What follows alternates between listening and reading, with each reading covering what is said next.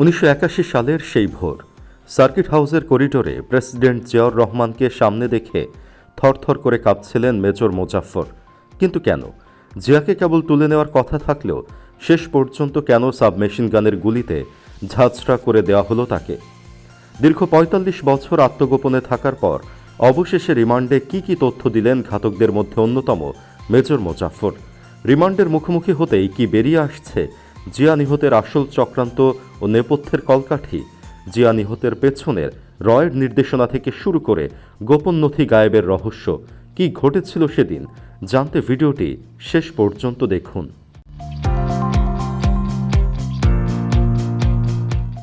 সাবেক রাষ্ট্রপতি জিয়াউর রহমান নিহতের ঘটনায় জড়িত থাকার অভিযোগে ৪৫ বছর পলাতক থাকার পর গ্রেপ্তার হয়েছেন সাবেক সেনা কর্মকর্তা মোজাফফর হোসেন। সাবেক রাষ্ট্রপতি জিয়াউর রহমান নিহতের ঘটনায় জড়িত থাকার অভিযোগে ৪৫ বছর পলাতক থাকার পর গ্রেপ্তার হয়েছেন সাবেক সেনা কর্মকর্তা মোজাফফর হোসেন। তৎকালীন মেজর পদমর্যাদার এই কর্মকর্তার বয়স এখন ৭৭ বছর। ঐতিহাসিক বিভিন্ন বর্ণনা অনুযায়ী ১৯৮১ সালের ৩০ মে ভোরে চট্টগ্রাম সার্কিট হাউসে জিয়া শহীদ হওয়ার মুহূর্তে তার কাছে উপস্থিত ছিলেন মোজাফফর। জিয়াউর রহমান নিহতের ঘটনা নিয়ে প্রকাশিত বিভিন্ন ঐতিহাসিক গ্রন্থে মোজাফফরের নাম এবং তার বিভিন্ন কর্মকাণ্ডের উল্লেখ রয়েছে। সাংবাদিক অ্যান্থনি মাসকারেনহাস ১৯৮৬ সালে প্রকাশিত বাংলাদেশ এ লিগেসি অব ব্লাড বইয়ে জিয়া নিহতের বিস্তারিত বর্ণনা দিয়েছেন।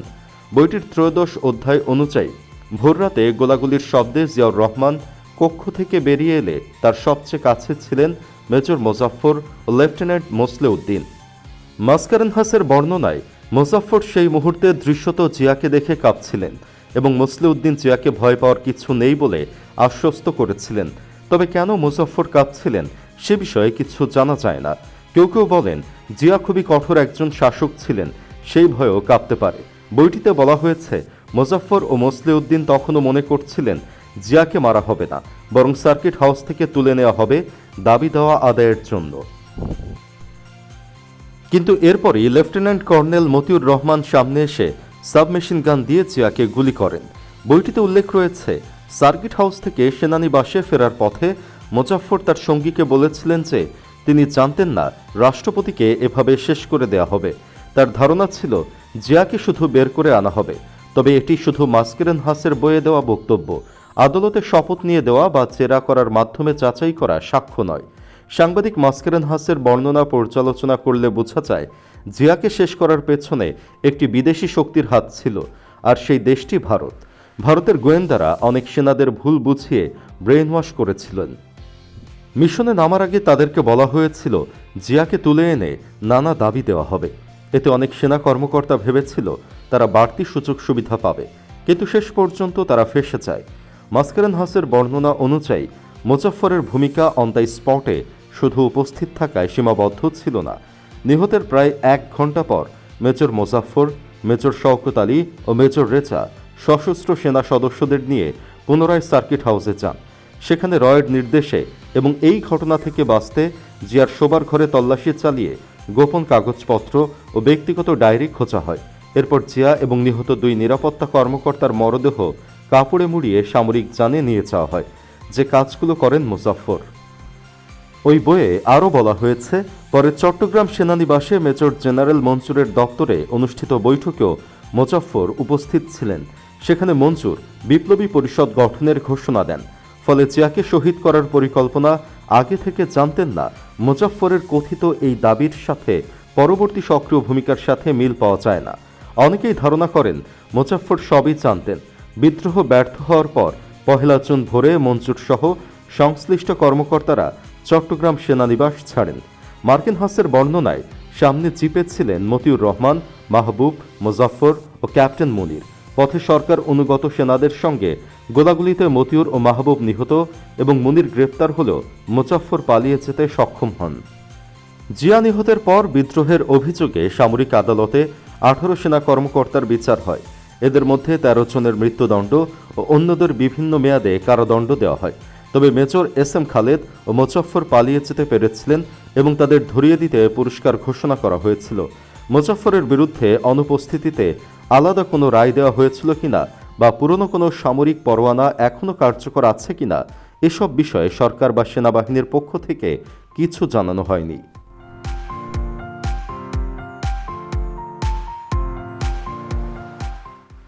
মোজাফফরের পলাতক জীবনের একটি বিরল তথ্য পাওয়া যায় মেজর জেনারেল অবসরপ্রাপ্ত মইনুল হোসেন চৌধুরীর স্মৃতিকথা এক জেনারেলের নীরব সাক্ষ্য স্বাধীনতার প্রথম দশক বইয়ে। মইনুল লিখেছেন, 1989 থেকে 1993 সাল পর্যন্ত থাইল্যান্ডে রাষ্ট্রদূত থাকাকালে তিনি জানতে পারেন যে জিয়া নিহতের ঘটনায় পলাতক অভিযুক্ত মেজর খালেদ ব্যাংককে অবস্থান করছিলেন এবং মোজাফফর ছিলেন ভারতে। এক পর্যায়ে মোজাফফর ভারত থেকে ব্যাংককে গিয়ে খালেদকে সঙ্গে নিয়ে মইনুলের সঙ্গে দেখা করেন। জিয়াউর রহমান কিভাবে নিহত হয়েছিলেন তা জানতে মইনুল তাদের সঙ্গে বিস্তারিত কথা বলেন। খালেদ ও মোজাফফরের সঙ্গে আলোচনার ভিত্তিতে মইনুল লিখেছেন, চট্টগ্রামের 24 পদাতিক ডিভিশনের কয়েকজন কর্মকর্তা জিয়াকে সার্কিট হাউস থেকে তুলে সেনানিবাসে আনার পরিকল্পনা করেছিলেন। পরিকল্পনায় নেতৃত্বে ছিলেন লেফটেন্যান্ট কর্নেল মতিউর রহমান, মাহবুব ও মেজর খালেদ। জেনারেল মঞ্জুর আগে থেকে পরিকল্পনা জানতেন না বলে তাদের দাবি। তাদের ভাষ্যে জিয়াকে চাপ দিয়ে তৎকালীন সেনাপ্রধান এরশাদ সহ কয়েকজন সেনা কর্মকর্তা এবং কয়েকজন মন্ত্রীকে অপসারণ করানোই ছিল তাদের উদ্দেশ্য। সার্কিট হাউসের ঘটনা সম্পর্কে মইনুল লিখেছেন, জিয়া কক্ষ থেকে বেরিয়ে আসার পর মতিউর রহমান খুব কাছ থেকে তাকে গুলি করেন। অন্য কর্মকর্তারা আকস্মিক ঘটনায় হতভম্ব হয়ে পড়েছিলেন এবং তারা গুলি চালাননি। এমনই বর্ণনা দেওয়া হয়েছে ওই দুই পলাতকের ভাষ্যের ভিত্তিতে। মইনুলের বইয়েও মোজাফফরকে গুলি বর্ষণকারী বলা হয়নি, তবে খালেদ ও মোজাফফরের বক্তব্য আলাদাভাবে উপস্থাপিত না হওয়ায় কোন তথ্যটি কার তাই স্পষ্ট নয়। উল্লেখ্য, তারা দুজনই তখন পলাতক অভিযুক্ত ছিলেন এবং তাদের বক্তব্য কোনো আদালতে জেরা বা স্বাধীন সাক্ষ্যের মাধ্যমে যাচাই হয়নি। মইনুল লিখেছেন, 1991 সালে ঢাকায় এসে তিনি তৎকালীন প্রধানমন্ত্রী খালেদা জিয়াকে এই আলোচনার বিষয়বস্তু জানিয়েছিলেন। মেজর খালেদ পরে 1993 সালে ব্যাংককে হৃদরোগে মারা যান। ফলে ওই ব্যাংকক বৈঠকের দুই পলাতক প্রত্যক্ষদর্শীর মধ্যে মোজাফফরই পরবর্তীতে একমাত্র জীবিত ব্যক্তি ছিলেন। সংশ্লিষ্ট সূত্র মতে, জিয়া নিহতের পর মোজাফফর ভারতে আত্মগোপন করেছিলেন এবং ছদ্মনাম ব্যবহার করে সীমান্ত পার হতেন। তবে ডিএমপির আনুষ্ঠানিক বিজ্ঞপ্তিতে শুধু বলা হয়েছে, জিয়া নিহতের পর থেকে তিনি বিভিন্ন স্থানে আত্মগোপনে ছিলেন।